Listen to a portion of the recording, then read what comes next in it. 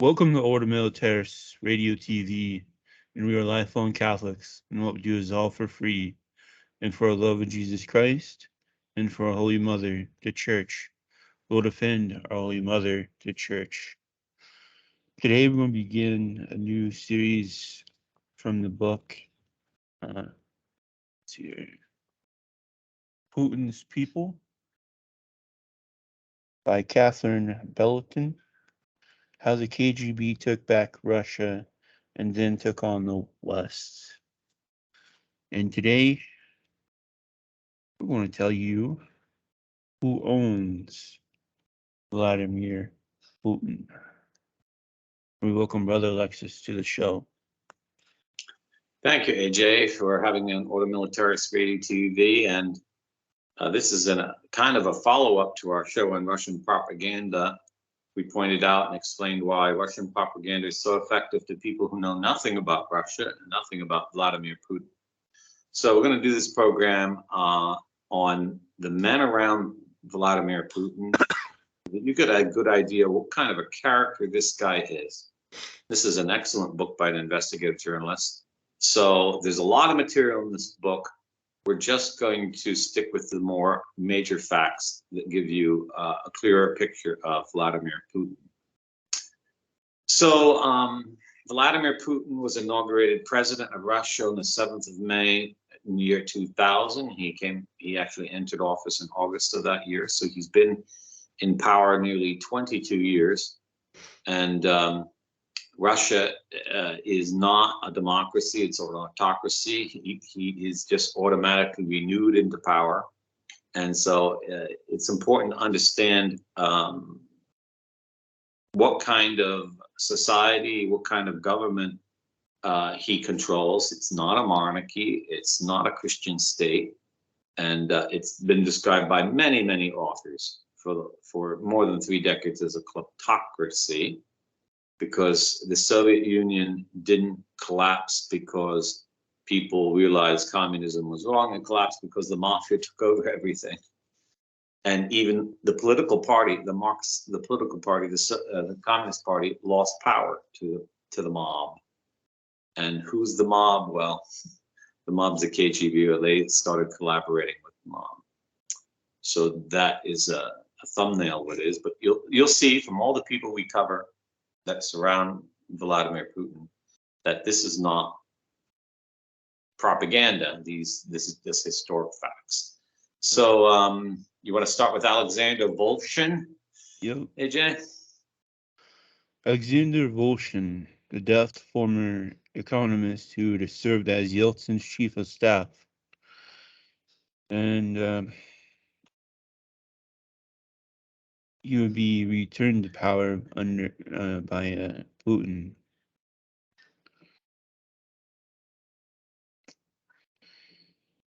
And we have Mikhail Kazanov, another Yeltsin holdover, who climbed through the ranks to head the finance ministry, handling the payments of the Russia's strategic foreign debts, and had been appointed acting prime minister when Yeltsin handed over the reins to Putin on New Year's Eve. In a signal of the continued tract Putin had made with Yeltsin's family, his first act as president was to reappoint Kazanov as prime minister, while later in May he reinstated Volshin as Kremlin chief of staff. Mm-hmm. And Volshin was the economist who didn't want Putin to be bribed in government, wasn't he? Let's see here.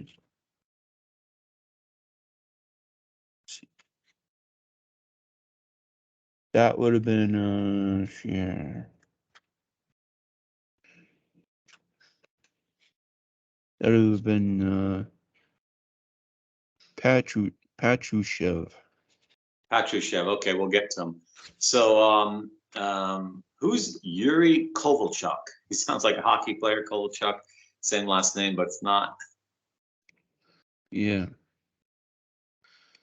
She opens up to the KGB man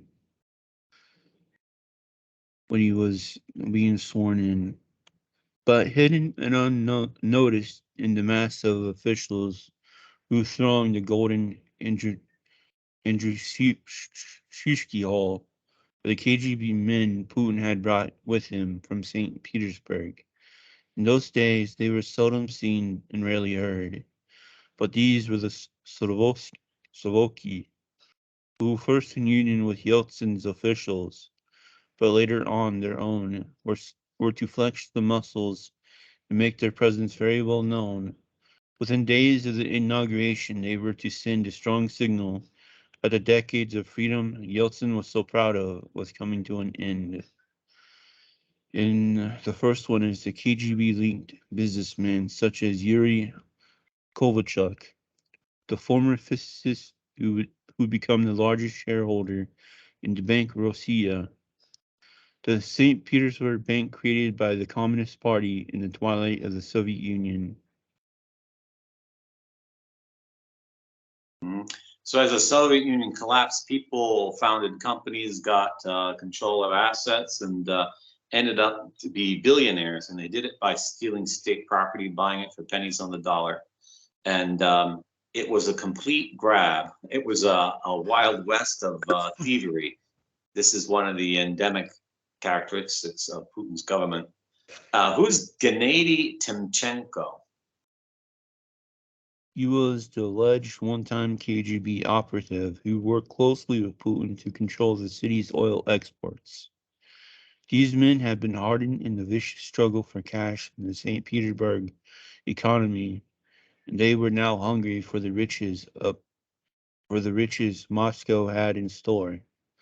Also hidden among the faceless crowds were a web of little-known allies with whom Putin had first served in the Leningrad KGB, and who he brought in as his deputies on the appointment of as FSB chief in July 1998. Few had paid much attention to them. Yeah, so some background story. Putin comes from St. Petersburg, which used to be called Leningrad. And as the Soviet Union began to fall apart, he and his other KGB friends ran a racket in Leningrad, robbing banks, financial institutions, and cities, and shaking down foreign businessmen. It is no coincidence that money from the West made Putin powerful, so that by 1996 he was invited to Davos. They had already figured this is the guy we want to take over Russia, and after that his power soared. Within 4 years he was president of Russia. Now, if you think it's a coincidence that he meets Klaus Schwab at Davos in the summer of 1996, and then 4 years later he becomes head of Russia, I'd say you're extremely naive. And AJ and I have pointed this out time and time again. Russia is not an enemy of the globalists, not at all, not in the least. He was picked long before any world leader that's currently around. Although we're going to see in our show tomorrow that the KGB has a long friendship with Donald Trump. So who's Nikolai Patrushev?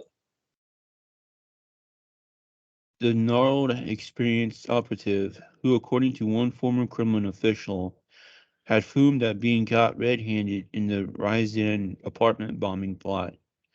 But Trusov had replaced Putin as FSB chief the moment Putin was appointed prime minister, and he would remain in the post for the entirety of Putin's first 2 terms in power. He served in senior posts of the FSB in Moscow since 1994, long before Putin began his rise. A year older than Putin, he served with him in the Leningrad KGB's counterintelligence division in the late 70s.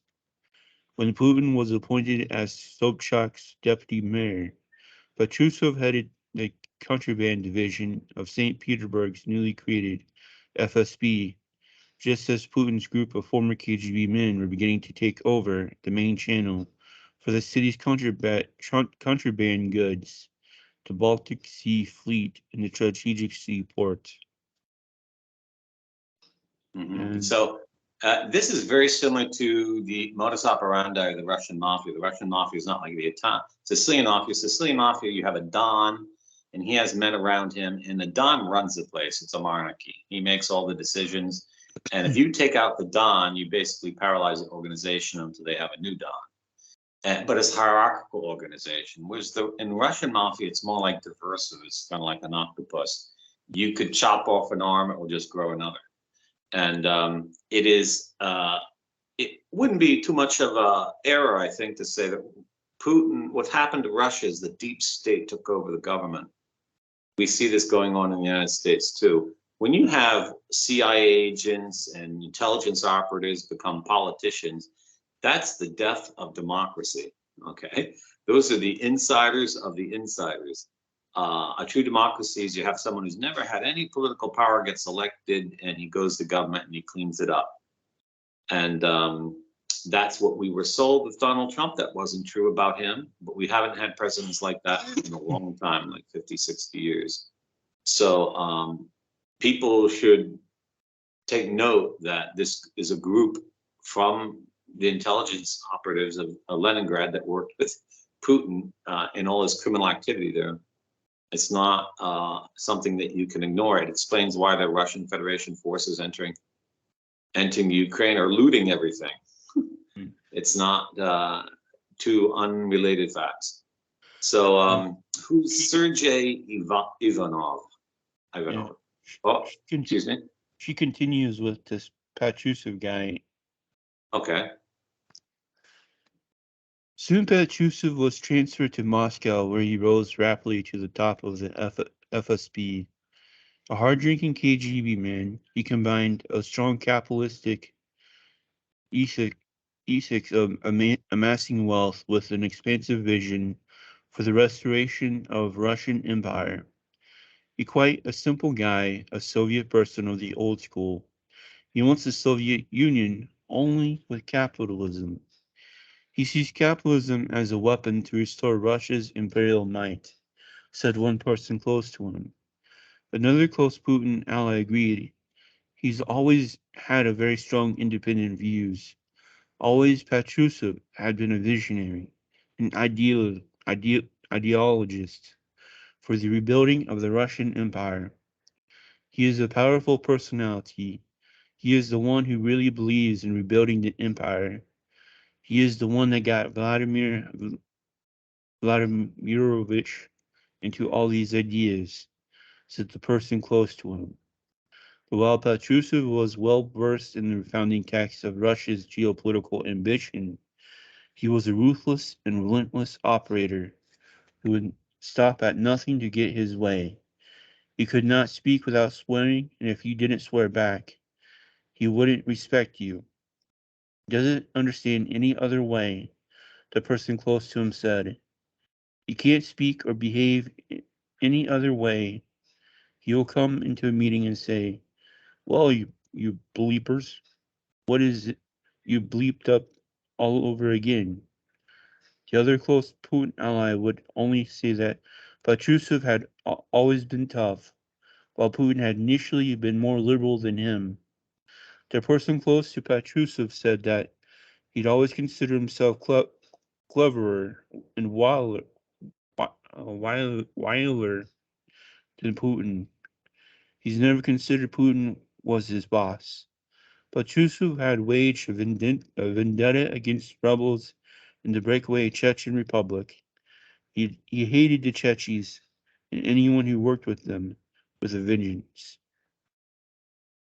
And I have heard rumblings that if Putin is replaced this summer, it's Nikolai Patrushev who's going to become president of Russia. And you can see why. It's because he's been the man behind the throne all along. And but the fact that he can't stop swearing and has no other character shows the kind of low moral quality this person is. This is like, this is like a door bouncer at a discotheque. There's a famous Jesuit we all know who's the same thing. He just runs his mouth and can't do anything different than that. Never learns self-control. Mm, Okay, Sergey Ivanov. yeah.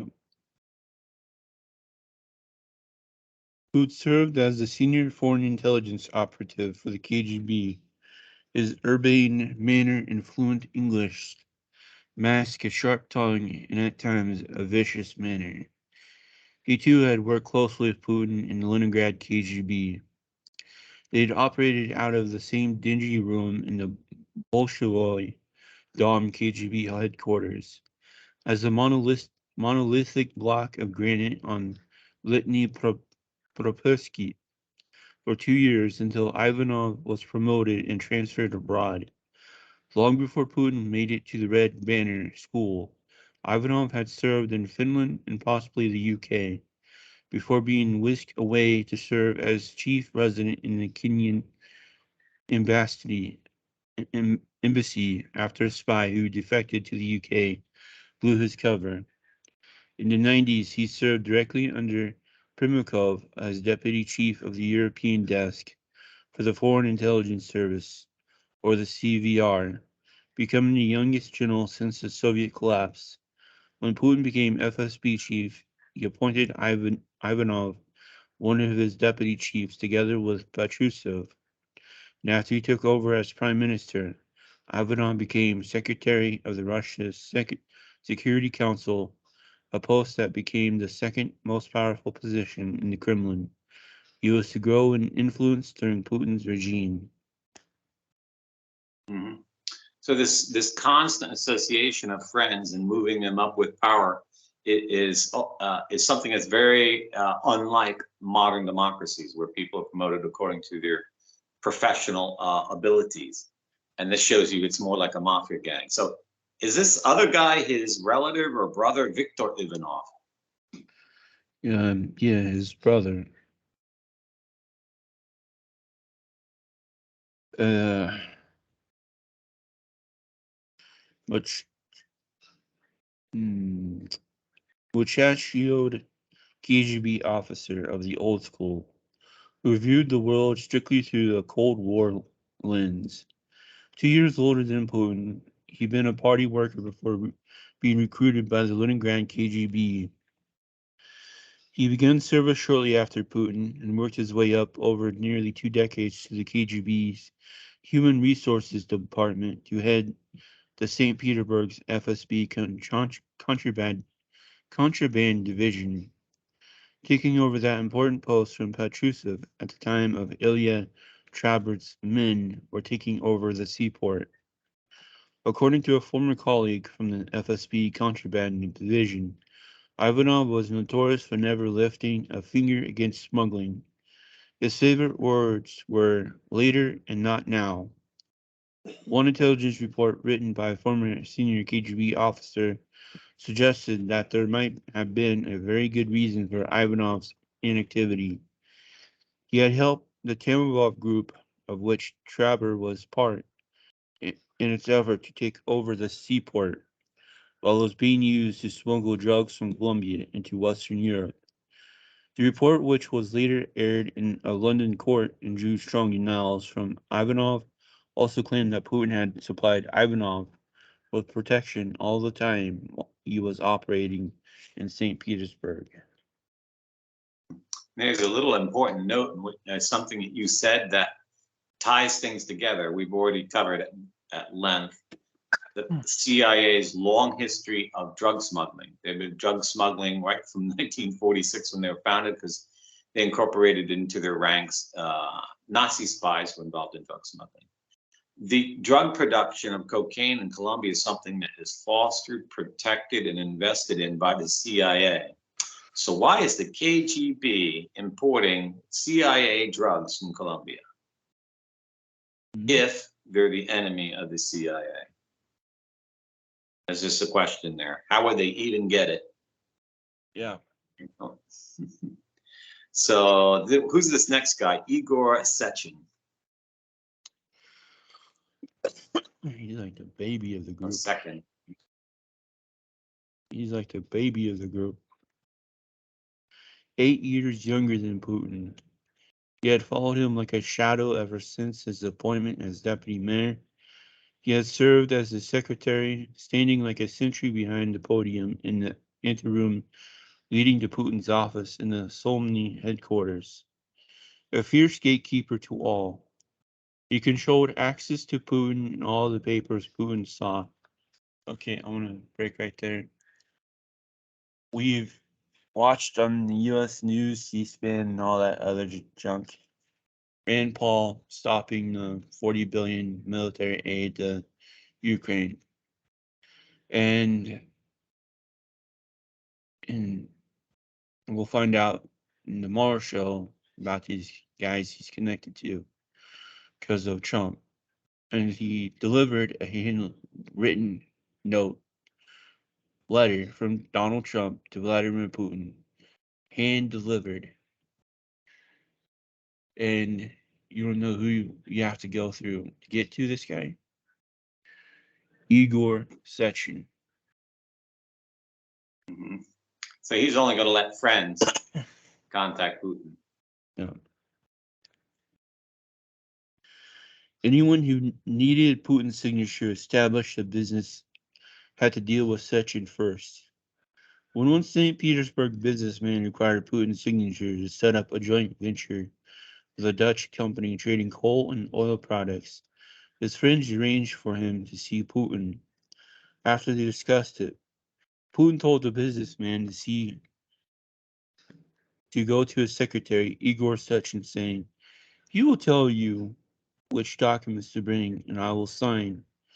I left the office and went to Sechin without thinking who he was, the businessman Andre Korgishin recalled. I was just wondering about how he was a guy and not a girl like the secretary usually was. We were very dismissive of officials in those days. We began talking about which documents I needed, and then Sechin suddenly began to write on a piece of paper.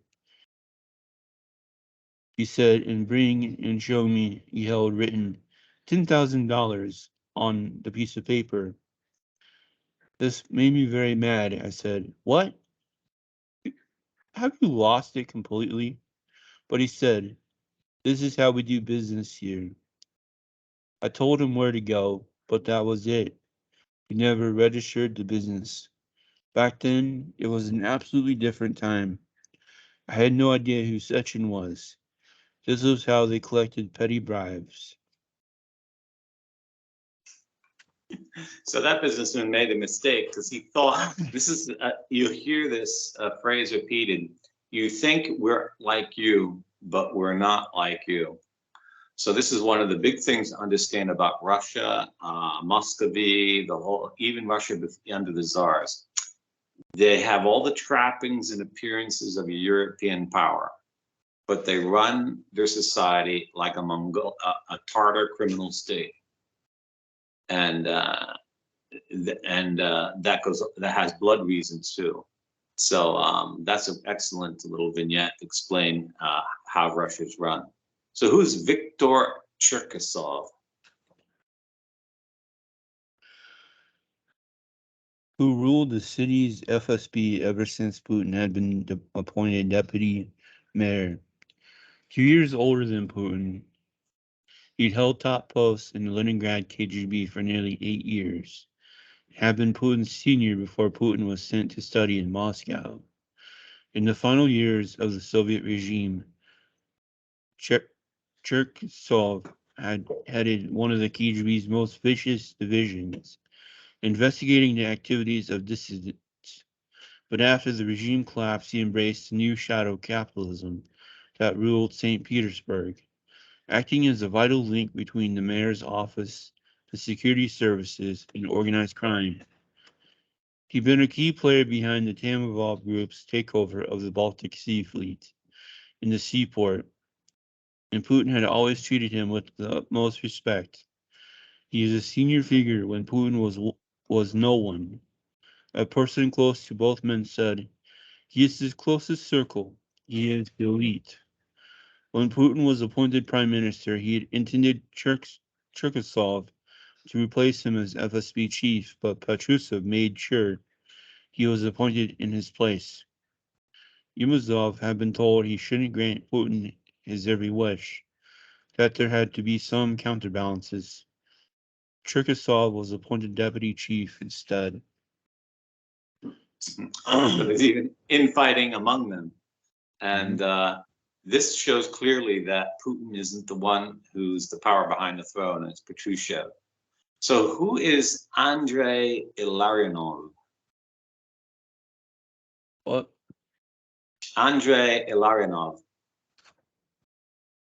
Yeah. As his presidential economic advisor, he had hired Andrei Ilarinov, widely regarded as one of the country's most principled liberal economists. Amid the pro-market moves, oil prices, on which so much of the Russian budget depended, were finally starting to rise. And buoyed by the surging inflows, Putin's government began paying down the vast debts on funds Yeltsin's administration had borrowed from the IMF. The instability and chaos of the Yeltsin years seemed finally to be coming to an end. So there's an important note. Yeltsin took big debts from the IMF, the International Monetary Fund, which is a globalist organization, and Putin was their man. He paid off their debt as soon as he could. So if you think he's an enemy of globalism, you're just smoking weed. They put him in power, and he paid off their debt. They got their money back with profit. So he wasn't their enemy at all. Not in the least. So Peter Ivan. Who is Peter Ivan? He was the bespectacled economist who trained first with the Gadar and then at the KGB-linked Institute of Economics in Austria, had called on Putin to rule the country as Pinochet had ruled Chile. Alvin was the former minister for foreign economic trade who had protected Putin and signed off on the St. Petersburg oil for food schemes, who had hired the international investigations firm Kroll to track down the missing party gold without giving it access to the information Russian prosecutors had. Interesting. So Putin was invited to take power by an economist. We're going to find that these economists around Putin are all connected with the World Economic Forum. Who's Yegor Gator that you just mentioned?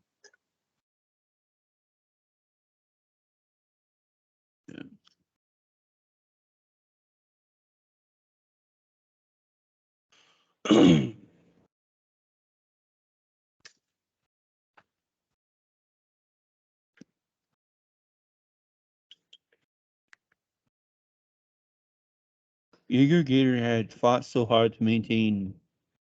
Um, he was um, he was posted in Lord's listening station in Cuba. He sought to build close relationships with U.S. President George W. Bush, and was the first world leader to call and express his condolences after the September 11th, 2001 attacks. He even defied the advice of his own defense minister by that time, Sergey Ivanov, and allowed U.S. access to military bases in Central Asia, from which it would launch attacks in neighboring Afghanistan. Putin's KGB past was pushed into the background as George W. Bush said that when he looked deep to his eyes, he got a sense of his soul. But all of this was short-lived. The early days of Putin's presidency now seemed an era of wishful thinking and great naivete. Yeah, so it was a naivete about what Bush was, because now we know that Bush was totally behind 9/11, and it was all a CIA op, and that building was detonated. It didn't collapse no one was on those airplanes. They were computer controlled. The people on the real planes were kidnapped and gassed to death. So I guess either he went along with it or he bought the whole line, like nearly all of us did when the news hit. And in Russia allowing America to use its military bases to launch attacks on Afghanistan. Now, if you think Russia is the enemy of America, that just would never have happened. Mm-mm. Okay. So at times they're theatrical enemies, at times they're absolutely collaborative. We see this also in the pandemic. Russia promoted the vaccine just as much as America. Yeah. So, who is Mikhail Friedman? One of the young commissars cultivated by the KGB to become the country's first entrepreneurs. Ahman was president of Friedman's Alpha Bank, which formed the core of one of Russia's biggest financial industrial conglomerates, with holdings in oil and telecoms. At the center of Alpha's group financial network sat the director of one of its main holding companies in Gibraltar, Franz Wolff, the son of Marcus Wolff, the Stasi's ruthless former intelligence chief. To all appearances, Friedman and Avon were honoring and preserving KGB connections. Putin, Avon was clearly hinting, was now in a position to complete Russia's market transition in the way Interpol had intended before the process spiraled out of control. And they mean by transferring the wealth of the state to themselves. And Sergey Pugachev, the money man who paid for everything. What's this about? Yeah, so maybe. Hold on, folks, my screen just went black.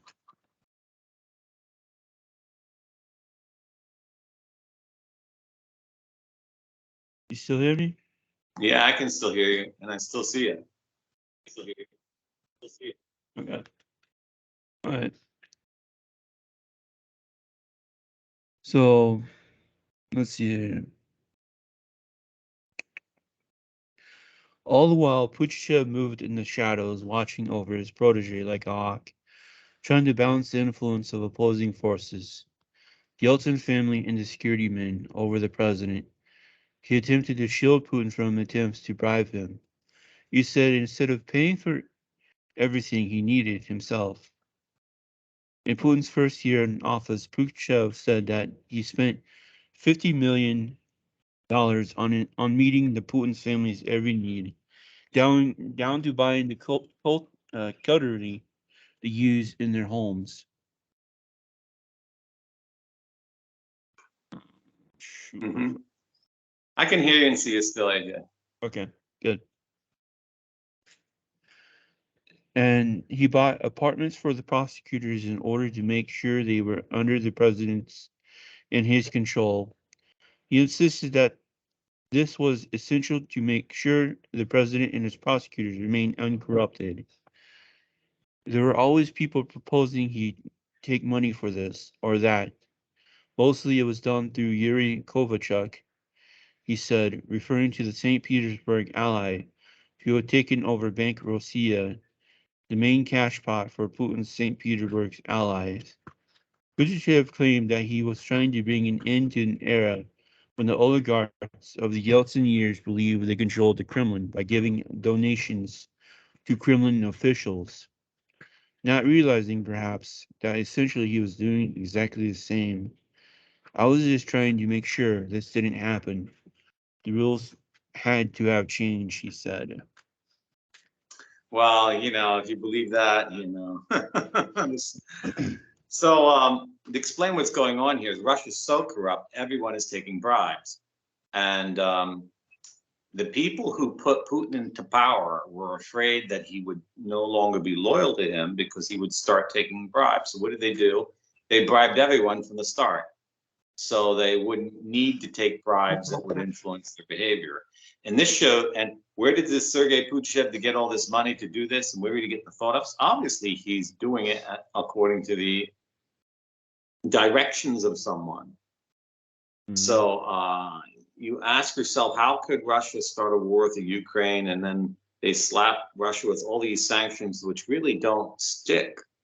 And countries that really, they knew since 2014 that if Putin got money, he would do worse. Did they stop it? No, because he's always been doing what they want him to do.